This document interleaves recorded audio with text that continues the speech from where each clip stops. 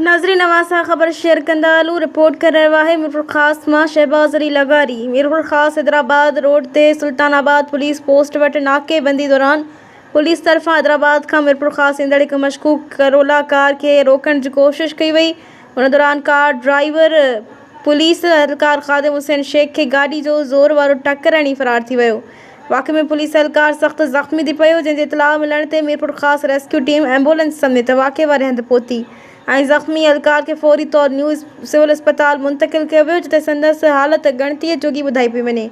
Police मूजिबि वाक़े खां पोइ नाकेबंदी तोड़ींदड़ कार ऐं ड्राइवर जे ॻोल्हा लाइ इलाइक़े में नाकाबंदी करे सर्च ऑपरेशन शुरू कयो वियो। पुलिस कार्रवाई दौरान फ़रार थियल मशकूक करोला कार खे मोहम्मद मेडिकल कॉलेज जे पुठियां फसलुनि मां पकिड़े वरितो वियो, जॾहिं त कार ड्राइवर ज़ुल्करनैन नाले शख़्स खे गिरफ़्तार करे सुल्तानाबाद पुलिस हवाले कयो वियो। पुलिस मूजिबि गिरफ़्तार जवाबदार जी तलाशी दौरान 2 किलोग्राम चर्स हथ कई वई, जंहिं बाद ओल्ड पुलिस स्टेशन में वंशात एक्ट तहत जवाबदार ख़िलाफ़ FIR दाख़िल कई वई आहे।